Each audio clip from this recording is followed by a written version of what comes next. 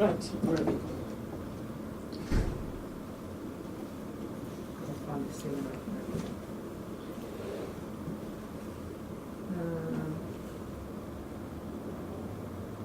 Okay, so these questions are not, some of these are not dissimilar to the ones that you asked last fortnight. Mm-hmm. So you should be brilliant.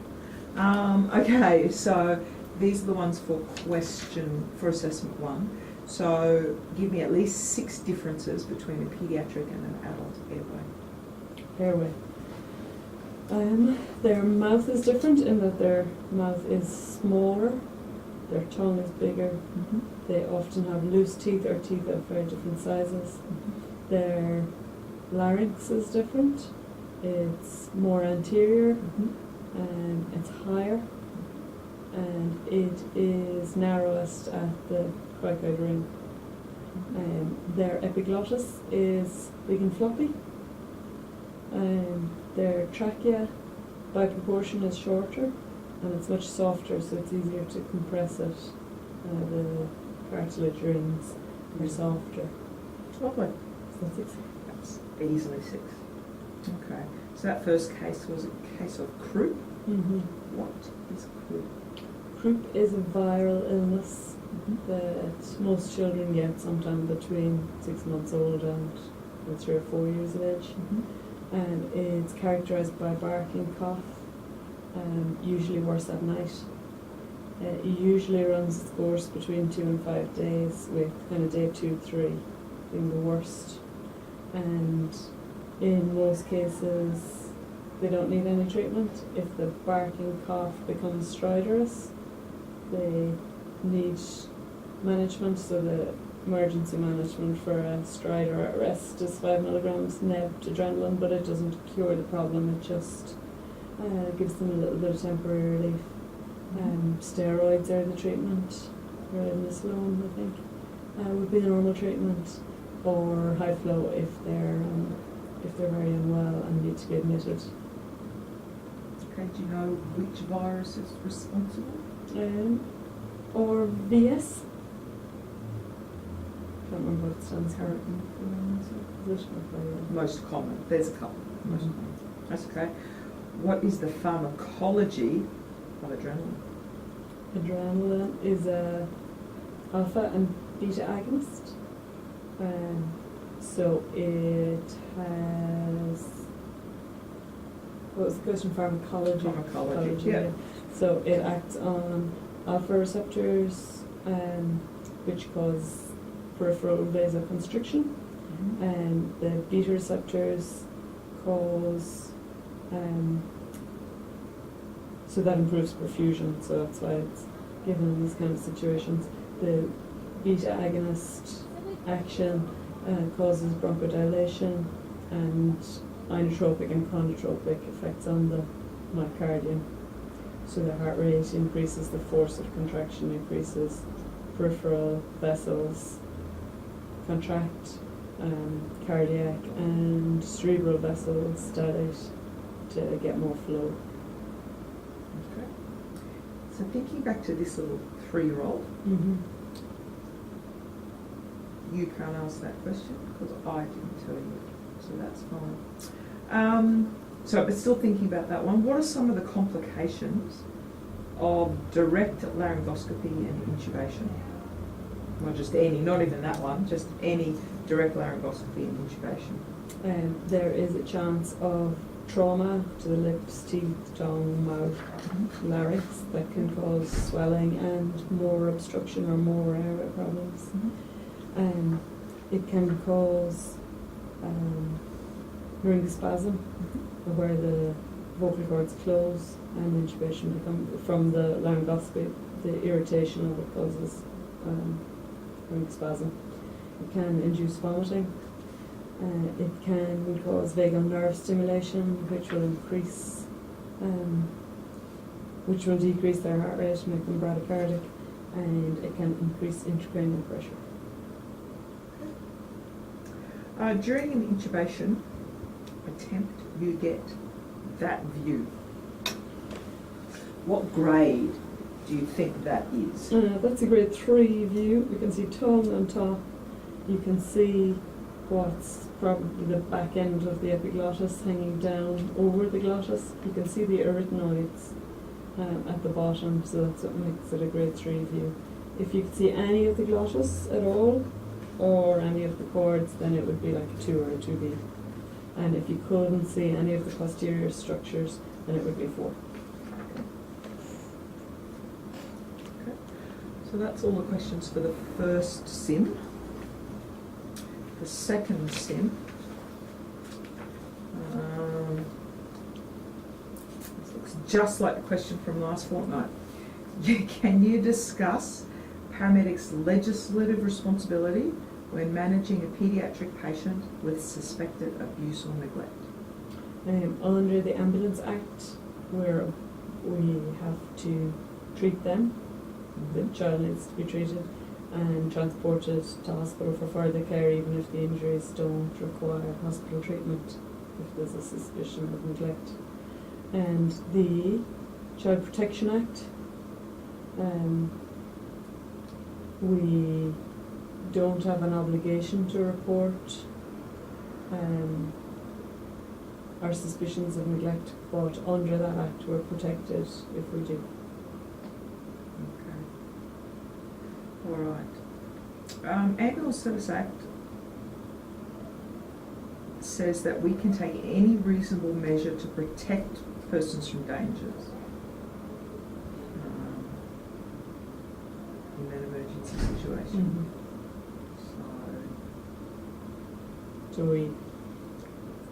we can decide to take them to hospital even if it's against the parents.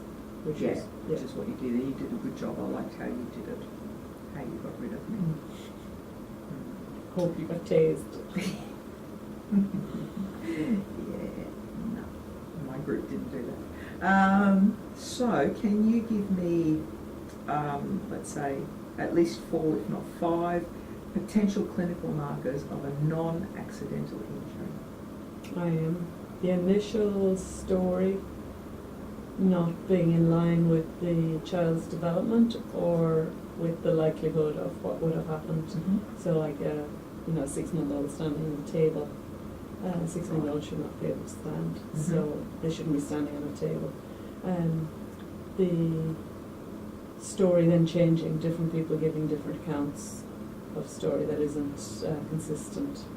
And then examining the child, seeing injuries that are consistent with abuse, so like the donut burn from the back, or cigarette burns, or slap marks, bruises in places. Children don't normally get bruises, so they always have bruised shins and bruised foreheads, but they shouldn't have bruised abdomens.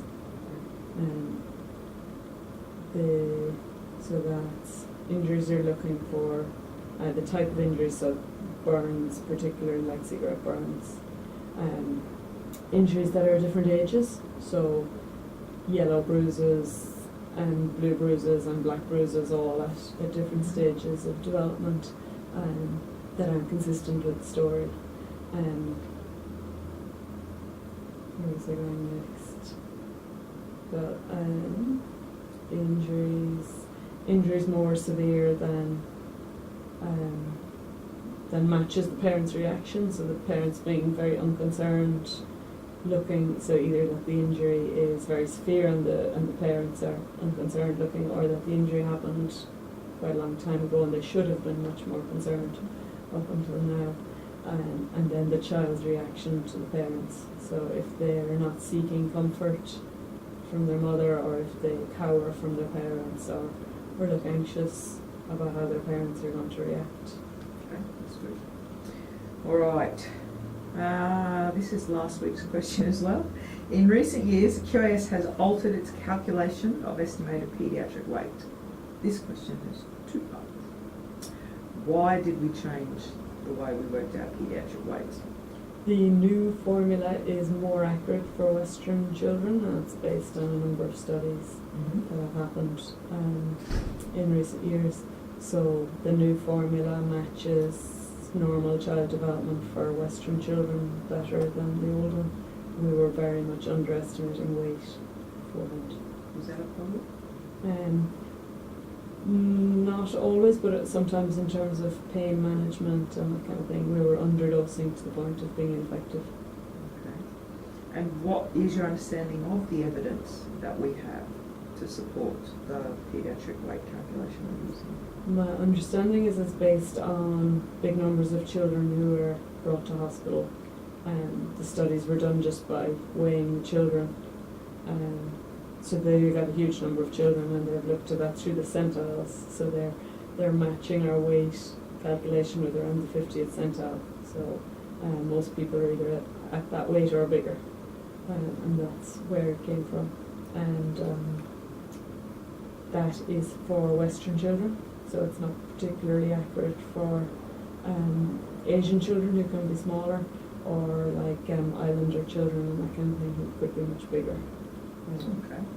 What are some of the, so there's two things for this, and again, same question as last week. What are some of the risks and then some of the benefits of using a paediatric weight calculation? The benefits is that it's a quick and easy calculation that gives you a reasonably safe, appropriate dose for most children. Mm-hmm. The risk is that there is 50% of children who are smaller than the weight calculation we do, and some can be much smaller, so we need to be cognizant when we're using it that we also need to look at the child and make sure that's appropriate for that particular child. One more. What is, and you can write it down later, you won't have to, what is the maximum total dose of ketamine that can be provided to our last little girl, so our 18-month-old? What's the maximum total dose of ketamine that could be provided to this patient? And what actions would you take if you were to reach that dose? The total maximum would be 1 milligram per kilo. Mm-hmm. We've estimated our weight as 12 kilos, and so that would be 12 milligrams maximum. Mm-hmm. And if she reached that maximum, and either the effect wasn't great enough or the effect had worn off, like if we had a long journey, then we could consult for more. But adding opiate analgesia at that point is quite likely to manage the kind of ongoing pain while the analgesic effect of ketamine is wearing off. So you might not necessarily have to use more, you could just go back to the fentanyl.